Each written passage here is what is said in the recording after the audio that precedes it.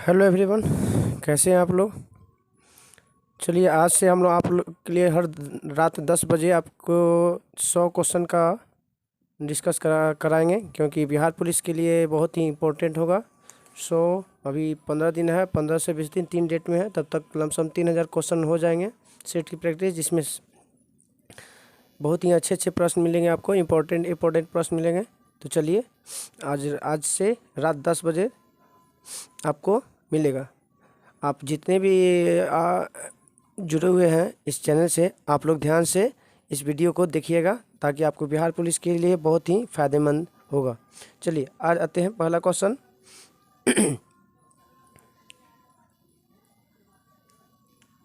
चलिए पहला क्वेश्चन है, लाल मिट्टी की प्रकृति कैसी होती है। तो लाल मिट्टी की प्रकृति आप बताइए कैसी होती है। आप लोग भी अपना अपना क्वेश्चन करके चलते रहिएगा, ताकि आपको भी पता चलेगा कितना बन रहा है या कितना नहीं। तो लाल मिट्टी की प्रकृति होता है अम्लीय। कैसी होती है? अम्लीय। अम्लीय मिट्टी को दूर करने के लिए क्या मिलाया जाता है? चूना मिलाया जाता है। तो अम्लीयता को दूर करने के लिए क्या मिलाया जाता है उसमें? तो आपको चूना मिलाया जाता है। क्या मिलाया जाता है? चूना। और क्षारीयता मिट्टी को हटाने के लिए क्या मिलाया जाता है उसमें? जिप्सम मिलाया जाता है। क्या मिलाया जाता है? जिप्सम। चलिए नेक्स्ट क्वेश्चन आते हैं, सेकंड नंबर। डंकन पास किसके मध्य स्थित है? डंकन पास किसके मध्य स्थित है? तो ये आपका है दक्षिणी अंडमान और लघु अंडमान के बीच में स्थित है। चलिए नेक्स्ट क्वेश्चन आते हैं हम लोग। किसने बहुदेशीय नदी घाटी परियोजना को आधुनिक भारत का मंदिर कहा है? किसने बहुदेशीय परियोजना को आधुनिक भारत का मंदिर कहा है? तो ये आपका लिए सही आंसर हो जाएगा option number A, Jawaharlal Nehru. किसने कहा था? जवाहरलाल नेहरू। चलिए, किस राष्ट्रीय उद्यान को पक्षियों का स्वर्ग कहा जाता है? किस राष्ट्रीय उद्यान को पक्षी का स्वर्ग कहा जाता है? तो इसका सही आंसर हो जाएगा ऑप्शन नंबर केवलादेव घाना नेशनल पार्क। कहाँ है? जो राजस्थान में। कहाँ पे है? राजस्थान में है। सुल्तानपुर पक्षी अभयारण्य कहाँ है? हरियाणा में है। कहाँ पे है? हरियाणा में। रोहिल्ला नेशनल पार्क कहाँ है? हिमाचल प्रदेश में है। कहाँ पे है? हिमाचल प्रदेश में है। चलिए अगला क्वेश्चन आते हैं। त्रिशूल पर्वत शिखर किस राज्य में अवस्थित है? त्रिशूल पर्वत किस राज्य में अवस्थित है? तो त्रिशूल पर्वत आपका उत्तराखंड में अवस्थित है। चलिए नेक्स्ट क्वेश्चन आते हैं। माही सुगंधा किस फसल की प्रजाति है? माही सुगंधा किस फसल की प्रजाति है? तो ये आपका धान का है। क्या है? माही सुगंधा किसका है? धान का। चलिए, बाजार का नियम को किसने प्रस्तुत किया था? तो बाजार का नियम जो है आपका JB से ने प्रस्तुत किया था। माल्थस का नियम जो है, आपको बता दीजिएगा कि माल्थस का नियम किससे संबंधित है? तो माल्थस का नियम जो है आपका जनसंख्या से संबंधित है। जनसंख्या से संबंधित है। चलिए नेक्स्ट क्वेश्चन आते हैं। किस पंचवर्षीय योजना में भारी उद्योग को प्राथमिकता दी गई थी? तो आपको पता होना चाहिए कि पंचवर्षीय योजना की शुरुआत हमको हुआ था 1951 में शुरुआत हुआ था पहला, और 56 तक चला था। तो पहली में जो था वो आपका कृषि से संबंधित था, और दूसरी पंचवर्षीय योजना में भारी उद्योग के प्राथमिकता दी गई थी। दूसरी पंचवर्षीय पहला पंचवर्षीय योजना किस मॉडल पर आधारित था? तो हेराल्ड डोमर मॉडल पे था, और दूसरी पीसी महान लोबिस पे था। महान लोबिस पे, पीसी महान लोबिस पे। चलिए नेक्स्ट क्वेश्चन आते हैं। किस देश में VAT लागू किया गया था सबसे पहले? तो वैट लागू करने वाला देश कौन था सबसे पहले? तो बताइए आप लोग। तो इसका सही आंसर हो जाएगा option number D, France. VAT को लागू करने वाला पहला देश फ्रांस। एकमात्र सेंचुरी जो जहाँ कश्मीरी मिर्ग पाए जाते हैं, बताइए उसका नाम क्या है? तो जहाँ पर पाया जाता है वो जम्मू कश्मीर में है, और जम्मू कश्मीर आप लोग जानते हैं कि कौन सा है? तो दाची ग्राम है। क्या है? दाची ग्राम। काजीरंगा कहाँ है? तो असम में है। गिर आपको पता है गुजरात में है। और हिमिस कहाँ आपका? तो बताइए आप लोग कमेंट करके बताइए कि हिमिस किस राज्य में स्थित है। चलिए नेक्स्ट क्वेश्चन आते हैं हम लोग। जीवमंडल आरक्षित क्षेत्र का उद्देश्य क्या है?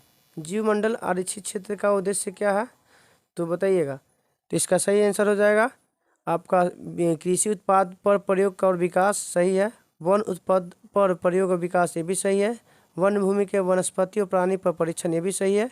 11 का डी हो जाएगा। चलिए, बायोडाइवर्सिटी शब्द का सर्वप्रथम प्रयोग किसने किया था? तो बताइएगा, बायोडाइवर्सिटी शब्द का प्रयोग किसने किया था? तो बताइए 12 का क्या हो जाएगा? तो 12 का हो जाएगा जी रोसेन ने किया था। बायोडाइवर्सिटी शब्द का सर्वप्रथम प्रयोग किसने किया था? जी रोसेन ने। चलिए नेक्स्ट क्वेश्चन आते हैं। कौन सा बल सदैव आकर्षित होता है? तो कौन सा बल सदैव आकर्षित होता है? तो गुरुत्वाकर्षण बल हमेशा आकर्षित होता है। आप लोग कमेंट करके बताइए कि बड़ी जी का मान क्या होता है? बड़ी जी का मान क्या होता है? कौन एक विद्युत चुंबकीय तरंग नहीं है? विद्युत चुंबकीय तरंग नहीं है तो बताइए। प्रकाश तरंग है, माइक्रोवेव है, रेडियो तरंग है, और ध्वनि तरंग जो है विद्युत चुंबकीय तरंग नहीं है। ये अनुदैर्ध्य तरंग है, अनुदैर्ध्य तरंग है। चलिए नेक्स्ट क्वेश्चन आते हैं। शुष्क क्षेत्र का एनोड किसका बना होता है? तो शुष्क क्षेत्र नहीं होना चाहिए, शुष्क सेल होना चाहिए। यहाँ पे शुष्क सेल का एनोड किसका बना होता है? तो इसका हो जाएगा आंसर कार्बन का। शुष्क सेल का एनोड किसका बना होता है? कार्बन का। अगला, हर्षचरित यमचेटी का उल्लेख मिलता है। यमचेटी क्या थे? तो यमचेटी कौन थे भाई? तो रात्रि में पहरा देने वाले स्त्री थे। यमचेटी क्या थे? रात्रि में पहरा देने वाले स्त्री थे। चिदम्बरम का चोल मंदिर किस धार्मिक समूह से संबंधित है? तो चिदम्बरम बताइएगा किससे संबंधित है? जो जैन मंदिर है, सॉरी चोल मंदिर है, वो किससे संबंधित है? नैनारों से। तो नैनारों की संख्या आप बताइएगा कि कमेंट करके आप लोग बताइएगा कि नैनार की संख्या कितनी है और अलवार की संख्या कितनी है। चलिए नेक्स्ट क्वेश्चन आते हैं हम लोग। किसी विलयन में विलयन की कुल मात्रा तथा उसमें मिश्रित विलय की कुल मात्रा के अनुपात को क्या कहते हैं? तो विलयन की सांद्रता कहते हैं। विलयन की सांद्रता कहते हैं। नेक्स्ट क्वेश्चन आते हैं। निलंबन के कणों का आकार कितना होता है? तो निलंबन के कणों का आकार कितना होता है बताइएगा। तो निलंबन के कणों का आकार 10 के पावर 5 से लेकर 10 के पावर -7, 10 के पावर -5 से 10 के पावर -7 होती है। नेक्स्ट क्वेश्चन आते हैं 20 नंबर। अम्ल क्रियाशील धातुओं के साथ अभिक्रिया करके कौन सा गैस उत्पन्न करेगा? तो बताइए। तो आप पता होना चाहिए कि सभी अम्ल धातु से विक्रिया करके हाइड्रोजन गैस मुक्त करता है। कौन सी सुमेलित नहीं है? सुमेलित नहीं है तो बताइए इसका सही आंसर क्या हो जाएगा? तो आपका नाभिकीय मंडल, नील्स बोर क्वांटम, ये सब सुमेलित हैं, सभी के सभी सुमेलित है। इसका डी। चलिए नेक्स्ट क्वेश्चन आते हैं हम लोग। चलिए 22 नंबर क्वेश्चन आते हैं। क्लोरीन अणुओं के बीच कैसा सहसंयोजक बंधन होता है? तो क्लोरीन अणुओं के बीच में तो Cl2 होता है। तो Cl2 और Cl2, इसके विभाजन कक्षा में 7 इलेक्ट्रॉन होते हैं और इसके विभाजन कक्षा में 7 इलेक्ट्रॉन होते हैं। तो सभी तत्व जो चाहता है कि अपना क्या करता है? अष्टक नियम। तो एक इससे लेकर ये अपना अष्टक पूरा कर लेता है और ये इससे लेकर अष्टक पूरा कर लेता है। यह कौन सा बॉन्ड होता है? सहसंयोजक बंधन होता है। तो ये पहले ही बता चुका है। तो कैसा बॉन्ड बना? तो कितने इलेक्ट्रॉन का साथी हुआ साझा? तो 1 इलेक्ट्रॉन। इसलिए कैसा सिंगल बॉन्ड बनेगा? कैसा बनेगा? Single bond. इसलिए एकल संयोजन बनेगा। कैसा बनेगा? एकल संयोजन। नेक्स्ट क्वेश्चन आते हैं।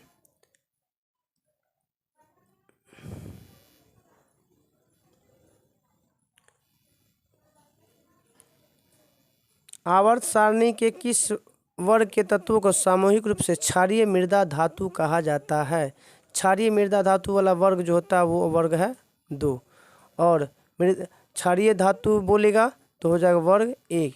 क्षारीय धातु बोलेगा तो वर्ग ए, क्षारीय मृदा धातु बोलेगा तो 2, वर्ग 2। नेक्स्ट क्वेश्चन आते हैं। लूनर कास्टिक निम्न किसे कहा जाता है? तो लूनर कास्टिक किसे कहा जाता है? तो सिल्वर नाइट्रेट को लूनर कास्टिक कहा जाता है। लूनर कास्टिक कहा जाता है। किसके हृदय में 4 कक्षीय होते हैं। किसके हृदय में 4 कक्षी होती हैं?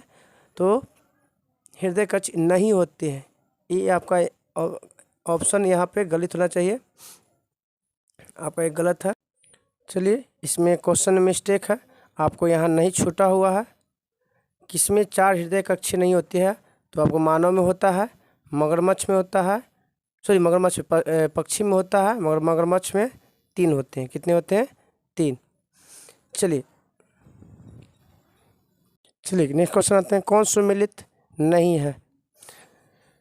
चलिए, अमाशय से अम्ल बताइए, इसमें कौन सुमेलित नहीं है? तो अमाशय से अम्ल का विमोचन होता है, सही है।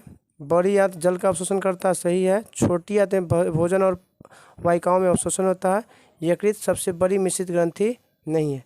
सबसे मिश्रित बड़ी ग्रंथि आपका है अग्नाशय। क्या है? अग्नाशय, सॉरी अग्नाशय नहीं है, मिश्रित ग्रंथि। ठीक है, हाँ ठीक है।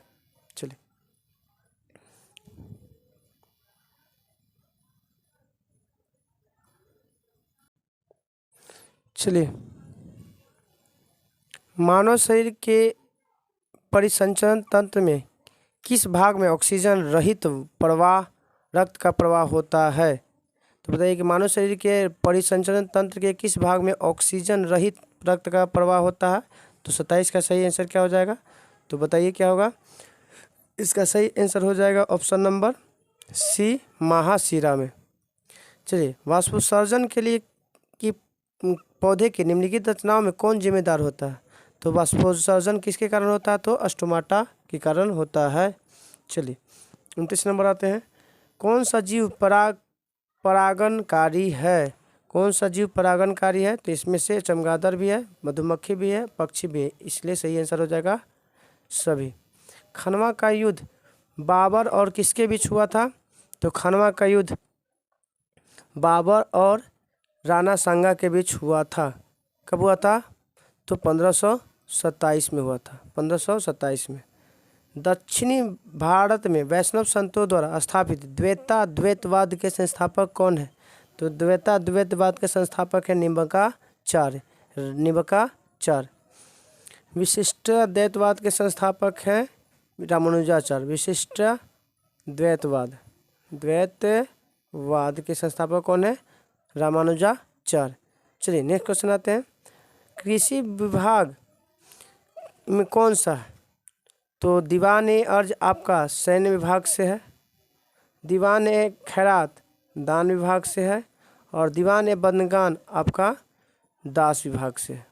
इसलिए इसका सही आंसर हो जाएगा दीवान-ए कोही, जो है कृषि विभाग से संबंधित है।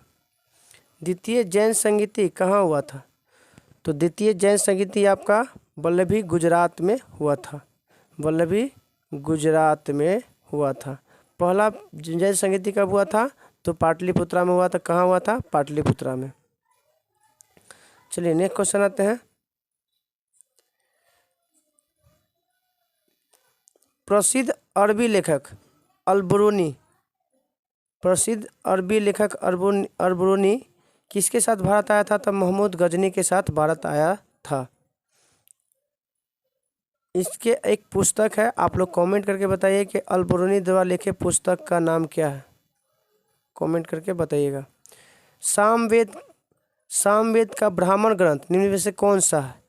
तो सामवेद का ब्राह्मण ग्रंथ आपका है पंचवीड और षड्विश है। चलिए, नेक्स्ट क्वेश्चन आते हैं। गांव में आयोजित होने वाला प्रथम कांग्रेस का अधिवेशन कौन है? की अध्यक्षता किसने किया था? तो जवाहरलाल नेहरू। कहाँ हुआ था? तो फैजपुर में हुआ था। कहाँ पर हुआ था? फैजपुर। कहाँ पड़ता है? तो महाराष्ट्र में पड़ता है, महाराष्ट्र में। चलिए, नेक्स्ट क्वेश्चन आते हैं। भारत का पहला समाचार पत्र का नाम क्या है?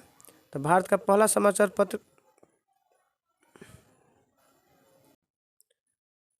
पत्र का नाम क्या है?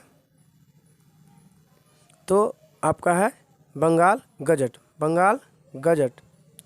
चलिए, भारत में नागरिक सेवा का जनक किसे माना जाता है? तो लॉर्ड कॉर्नवालिस को माना जाता है। भारत में नागरिक सेवा का जनक लॉर्ड कॉर्नवालिस। मिलान करना है। विश्व भारती के लेखक कौन है? तो रविन्द्रनाथ टैगोर। अभिनव भारत के लेखक कौन है? बी.डी. सावरकर।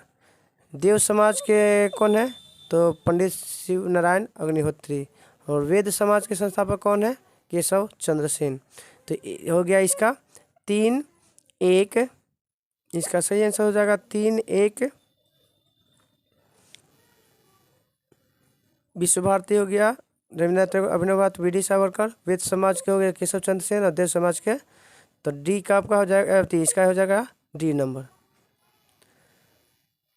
शासन सुमेलित नहीं है, कौन सा इसमें सुमेलित नहीं है? तो संसदीय शासन प्रणाली ब्रिटेन से लिया गया है। राज्य का नीति सिद्धांत आपको आयरलैंड से लिया गया है। समवर्ती सूची की अवधारणा ऑस्ट्रेलिया से लिया गया है। मौलिक कर्तव्य आपका रूस से लिया गया है। इसका सही आंसर हो जाएगा डी। चलिए नेक्स्ट क्वेश्चन आते हैं। धन विधेयक की चर्चा किस अनुच्छेद में मिलती है? तो धन विधेयक की चर्चा आपको 110 अनुच्छेद में मिलती है। 280 में आपका किसका है? तो वित्त आयोग की चर्चा है। 112 में क्या है? तो वार्षिक वित्तीय विवरण की चर्चा है, वार्षिक वित्तीय विवरण। चलिए नेक्स्ट क्वेश्चन आते हैं।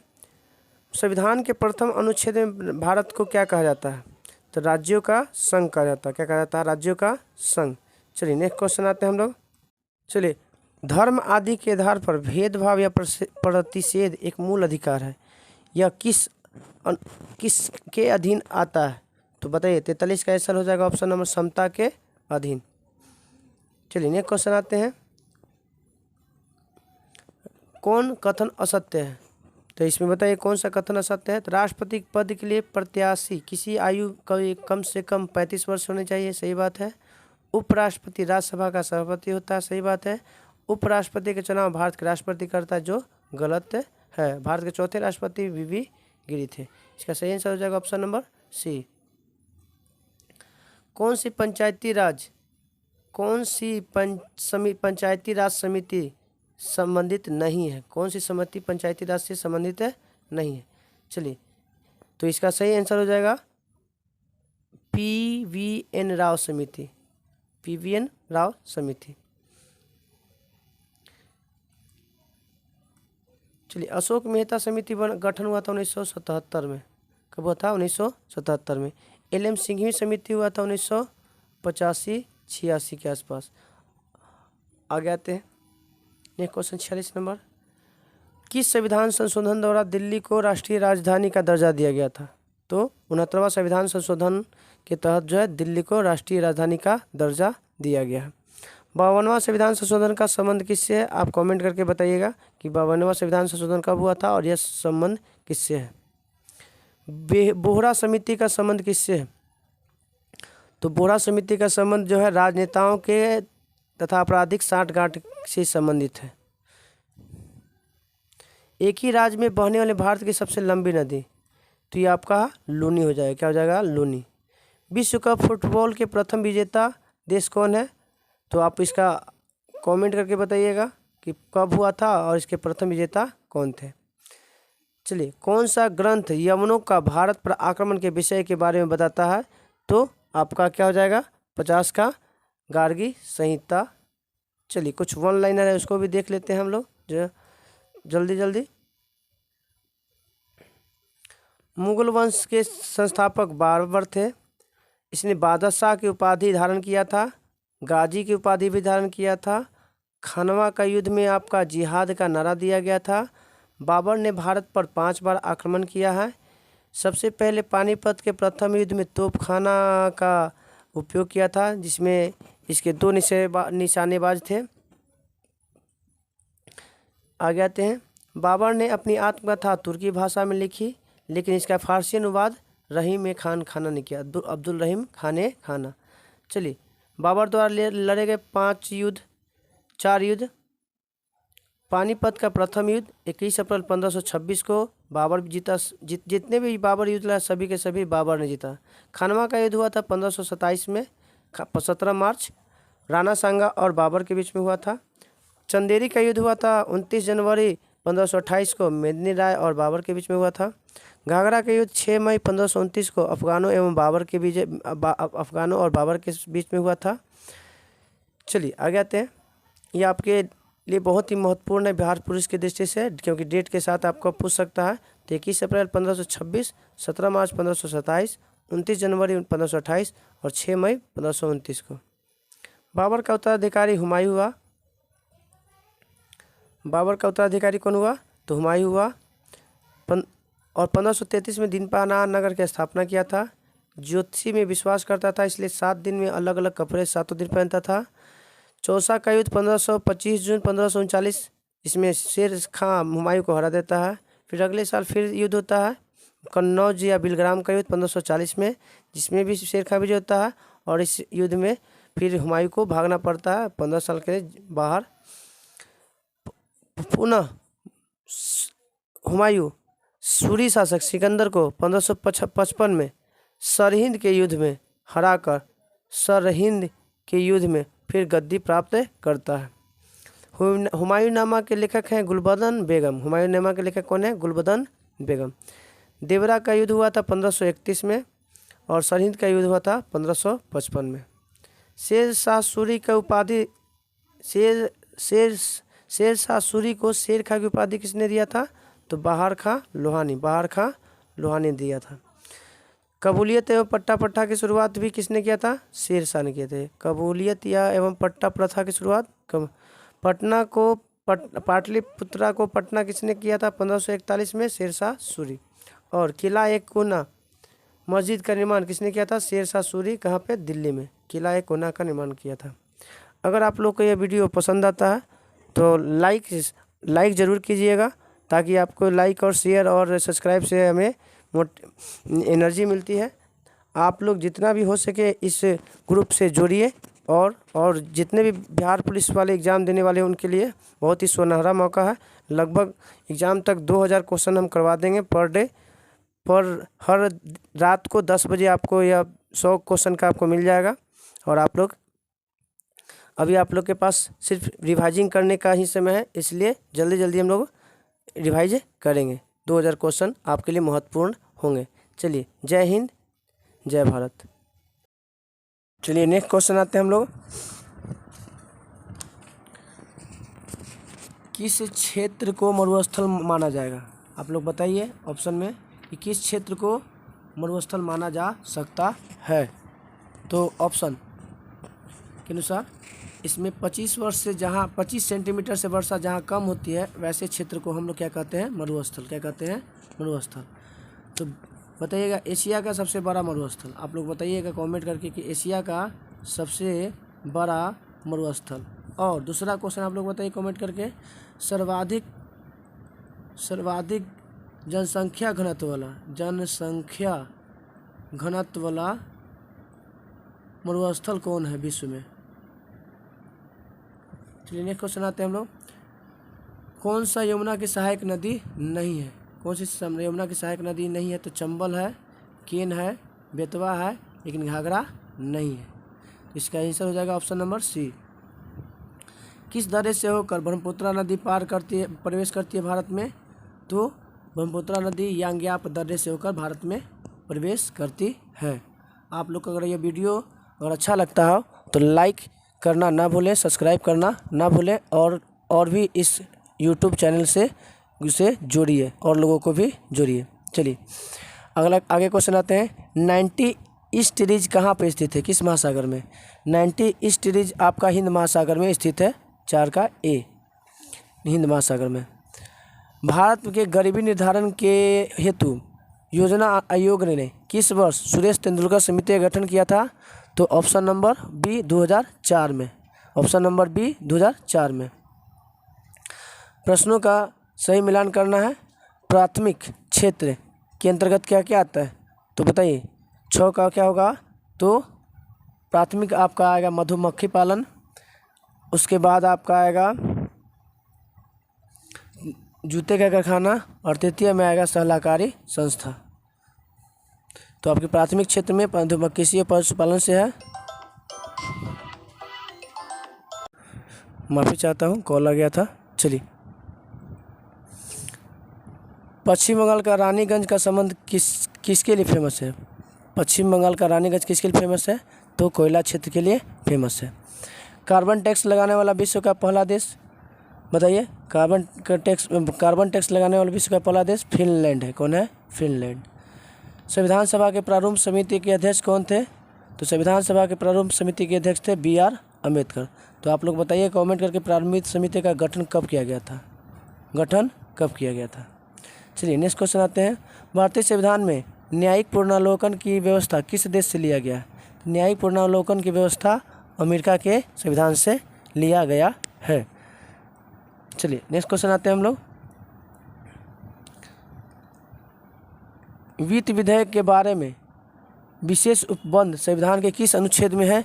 तो बताइए वित्त विधेयक की चर्चा किस अनुच्छेद में मिलता है? तो इसका आंसर हो जाएगा ऑप्शन नंबर, वित्त विधेयक की चर्चा जो है उपबंध संविधान के अनुच्छेद 117 में मिलता है। आप लोग कमेंट करके बताइए कि अनुच्छेद 280 में का संबंध किससे है? माफ़ी चाहता हूँ, कुछ इम्पोर्टेंट घर से फ़ोन आ गया था इसलिए। चलिए नेक्स्ट क्वेश्चन आते हैं हम लोग। तो आप लोग बताइएगा कि 280 का संबंध किस अनुच्छेद 280 अनुच्छेद का संबंध किससे है? चलिए नेक्स्ट क्वेश्चन आते हैं। संघ और राज्य के अधीन सेवाओं के किस भाग में वर्णित है? संघ और राज्य के अधीन सेवाएं संविधान के किस भाग में उल्लेखित है? तो बताइए 12 का आंसर क्या हो जाएगा? ऑप्शन नंबर सी, भाग 14 में वर्णित है संघ एवं राज्य के अधीन सेवाओं का वर्णन मिलान करना। तो बताइए 13 का आंसर क्या होगा? तो बंदी प्रस्तुतिकरण का आपका हो जाएगा सशरीर प्रस्तुत करना है। बंदी प्रस्तुतिकरण में क्या हो गया? 13 का डी, 1 का 4। परमादेश का मतलब होता है हम आदेश देते हैं। परमादेश का मतलब क्या होता है? हम आदेश देते हैं। प्रतिषेध का मतलब होता है अधीनस्थ न्यायालय के लेख। क्या होगा? अधीनस्थ न्यायालय के लेख। और अधिकार पेक्षा का मतलब होता है किस अधिकार से? तो इसका हो जाएगा ऑप्शन नंबर डी।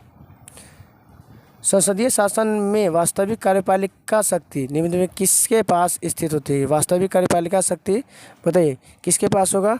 तो संवैधानिक रूप से बोलता तो राष्ट्रपति के पास, और वास्तविक पूछेगा तो आपके राष्ट्रपति के पास, प्रधानमंत्री के पास। तो संसदीय शासन प्रणाली में वास्तविक कार्यपालिका प्रधानमंत्री के पास स्थित होती है। कौन एक संघीय बजट की तैयारी है और उसे संसद में पेश करने के लिए उत्तरदायी है? तो बताइए इसका 15 का आंसर क्या हो जाएगा?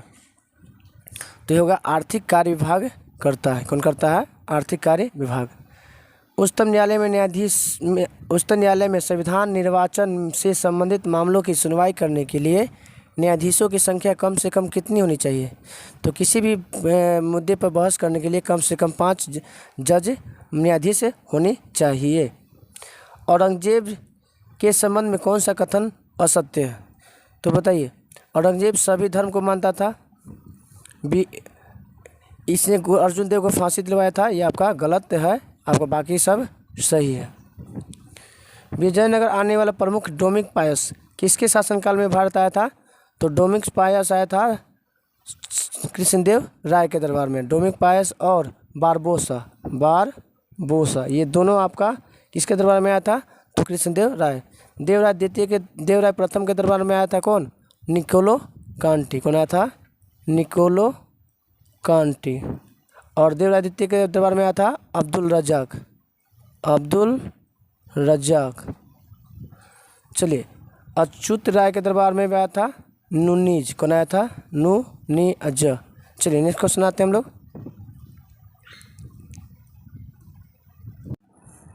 चलिए वैदिक सभ्यता में आर्यों की प्रशासनिक इकाई कितने भागों में बांटा गया था? तो 5 भागों में बांटा गया था। कितने भागों में? आर्यों की प्रशासनिक इकाई कितने भागों में बांटा गया था? 5 भागों में। सिंधु घाटी सभ्यता का सबसे बड़ा स्थल कौन सा है? तो सिंधु घाटी सभ्यता का सबसे बड़ा स्थल है मोहनजोदड़ो। कौन है? मोहनजोदड़ो। तो आप लोग बताइए कि भारत में सिंधु सभ्यता का सबसे बड़ा स्थल कौन है? भारत में सिंधु सभ्यता का बड़ा स्थल। ऋग्वैदिक नदियों में सदानीरा किसका नाम है? तो सदानीरा किसका नाम है? तो गंडक का नाम है। किसका नाम है? गंडक का। महात्मा बुद्ध ने सर्वाधिक उपदेश कहाँ दिए थे? तो सबसे पहला उपदेश आपको दिया गया था पहला आपका सारनाथ में, और सबसे ज़्यादा बार आपको दिया गया था आपका श्रावस्ती में। कहाँ दिया गया था? श्रावस्ती में। और अंतिम इनका जो मिला हुआ था अपना अंतिम रूप से मरने से पहले वो कहाँ पे बरसात निभाए थे? तो वैशाली में। कहाँ पे? वैशाली में। किस स्थान पर साइमन कमीशन के विरोध जुलूस का नेतृत्व करते हुए लाला लाजपत राय पुलिस द्वारा लाठीचार्ज में घायल हो गए थे? तो कहाँ पे हुआ था भाई ये विद्रोह? तो लाहौर में हुआ था। कहाँ पे? लाहौर में। कौन सी गांधी इरविन समझौता में महात्मा गांधी के लाभ को सातवाना पुरस्कार कहा था? तो गांधी इरविन में महात्मा गांधी के लाभ को सातवाना पुरस्कार कहा था? तो Alan Campbell Johnson. Alan Campbell Johnson. अपने अध्यक्षीय संबोधन के समय किसी ने हिंदी भाषा के लिए रोमन लिपि प्रयोग की वकालत किया था?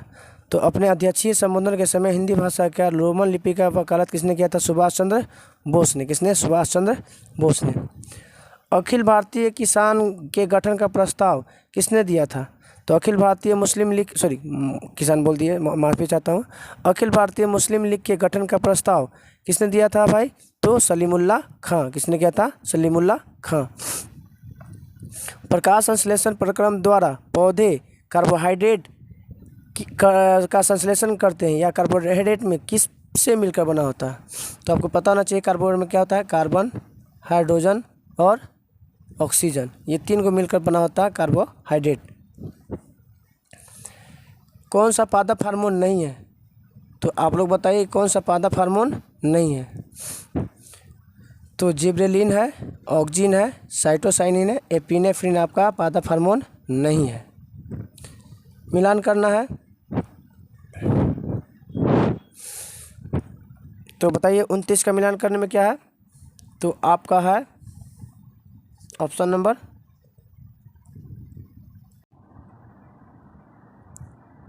ऑप्शन है आपका या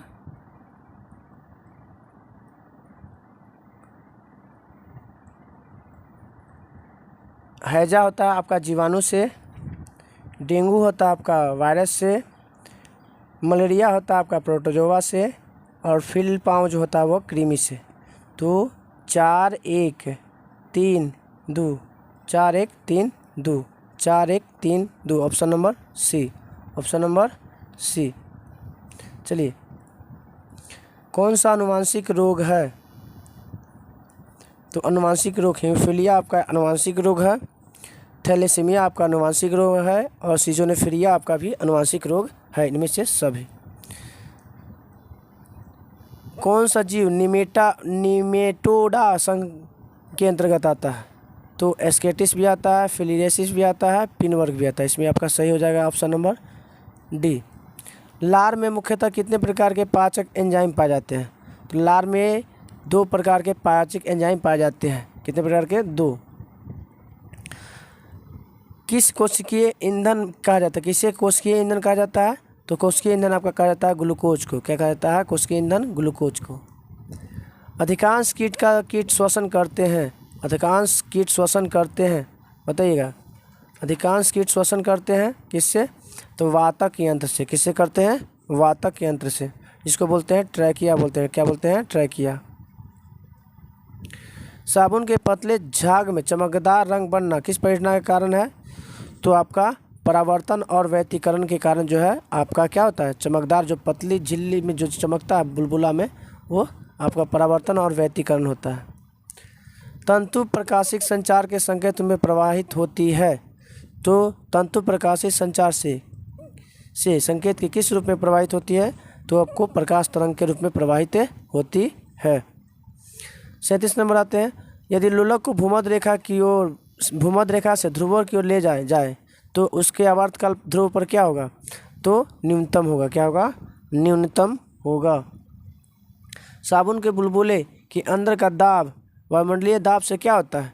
तो साबुन के बुलबुले के अंदर का दाब वायुमंडलीय दाब से अधिक होता है। जब एक वस्तु एक समान वृत्तीय गति पर त्वरित होती है तो कौन सा परिवर्तन होता है? तो हर जगह पे उसमें दिशा में परिवर्तन होता है।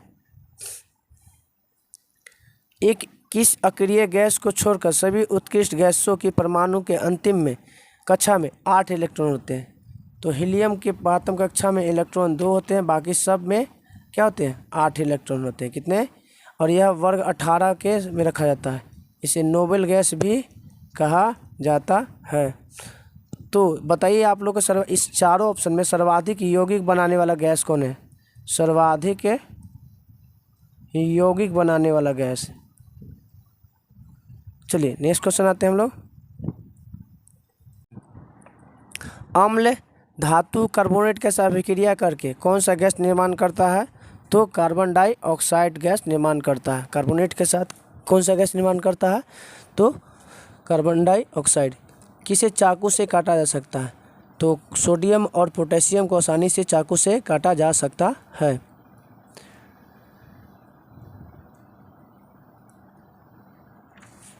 चलिए अगला आते हैं। हाइड्रोजन का रेडियो सक्रिय समस्थानिक तत्व कौन सा है? तो रेडियो सक्रिय का समस्थानिक तत्व है ट्राइट्रियम। क्या होता है? ट्राइट्रियम। H11 H21 और H13 होता है इसका पर जो हाइड्रोजन के समस्थानिकों की संख्या 3 होती है। एसिटिलीन का रासायनिक सूत्र होता है C2H2। एसिटिलीन का रासायनिक सूत्र होता है। अगला है ब्लैक गांधी के नाम से किसे जाना जाता है? तो ब्लैक गांधी के नाम से मार्टिन लूथर किंग को कहा जाता है ब्लैक गांधी। चलिए आगे आते हैं। ऑस्कर के लिए नामित प्रथम भारतीय फिल्म? तो ऑस्कर के लिए प्रथम नामित फिल्म था मदर इंडिया। विश्व शिक्षक दिवस कब मनाया जाता है? तो विश्व शिक्षक दिवस 5 अक्टूबर को मनाया जाता है। मंडप और रथ किस शैली के मंदिरों की विशेषताएं हैं? तो मंडप और रथ जो है मामला शैली के विशेषताएं हैं। मामलापुरम जो महेंद्र वर्मन प्रथम बनाया था। महेंद्र वर्मन प्रथम बनाया था। निपख आंदोलन के प्रणेता कौन है? तो आप लोग ये आप दो का आपका क्वेश्चन कमेंट करके आप बताइएगा कि निपख आंदोलन के प्रणेता कौन थे, जनक कौन थे और खेल ही जीवन का सिद्धांत है यह किसने कहा था? किसने कहा था? चलिए और वन लाइनर कुछ है उसको भी देख लेते हैं लगले।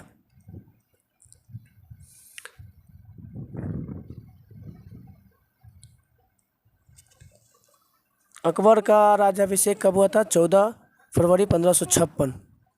जन्म हुआ था 1542 में अकबर का। अकबर का संरक्षक कौन था? तो बैरम खां। 15 नवंबर 1556 को अकबर और हेमू के बीच में कौन सा युद्ध हुआ था? पानीपत की दूसरी लड़ाई हुई थी। हल्दी घाटी का युद्ध कब हुआ था? तो 18 जून 1576 को महाराणा प्रताप और अकबर के बीच हुआ था। हल्दी घाटी के युद्ध में मुगल सेना का नेतृत्व कौन कर रहा था? मानसिंह। कौन कर रहा था? मानसिंह। अकबर ने जैन धर्म के किस विद्वान को जगत गुरु की उपाधि दिया था? तो हरिविजय सूरी को जगत गुरु की उपाधि दिया गया था। जब्ती प्रणाली की शुरुआत किसने किया था? तो अकबर ने किया था। जब्ती प्रणाली की शुरुआत अकबर ने। दहसाला बंदोबस्त व्यवस्था शुरू करने वाला व्यक्ति कौन था? तो टोडरमल था। किसने? टोडरमल। दहसाला बंदोबस्त के शुरुआत करने वाला टोडरमल था। दीन ए इलाही धर्म का स्वीकार करने वाला प्रथम और अंतिम हिंदू कौन था? तो बीरबल था। कौन था? बीरबल।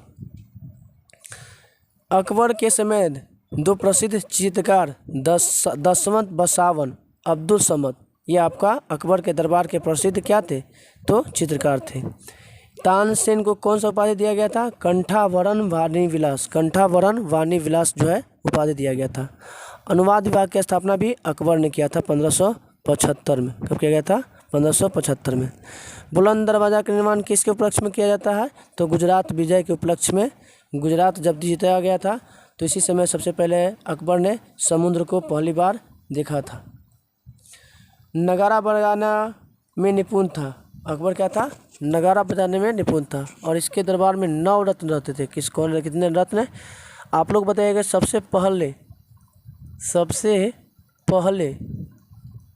किसके शासन काल में 9 रत्न की चर्चा है? किस वंश के या किस राजा के शासनकाल में 9 रत्न की चर्चा है अकबर से पहले? आप कमेंट करके बताइएगा जरूर। मनसबदारी प्रथा की शुरुआत अकबर। आगरा के लाल किला, बुलंद दरवाज़ा, पंचमहल, दीवानी खास, इलाहाबाद किला, लाहौर की किला, ये सब इसके द्वारा बनाए गए थे। अब्दुल समद को सीरी कलम, अब्दुल समद को सीरी कलम और मोहम्मद हुसैन कश्मीर को जरी कलम की उपाधि दी गई थी। अब इसमें आते हैं, आपको इससे एक आध क्वेश्चन आपको बिहार पुलिस में देखने को मिल सकता है। दास प्रथा कांड 1562 में, तीर्थकर समाप्ति 63 में, 1563 में, जजिया कर समाप्त हुआ था 1564 में, फतेहपुर सीकरी की स्थापना हुआ था 1571 में, इबादत खाना की स्थापना हुआ था 1575 में, मजहर की घोषणा हुआ था 1579 में, दीन इलाही की स्थापना हुआ था 1582 में और इलाही व संवत की शुरुआत हुआ था आपको 1583 में, 1583 में हुआ था। चलिए आज अगर आप लोग को ये वीडियो अच्छा लगा होगा तो लाइक करना ना भूलें, सब्सक्राइब करना ना भूलें और शेयर करना ना भूलें और इस यूट्यूब ग्रुप से और भी लोगों को जोड़िए। जय हिंद, जय भारत।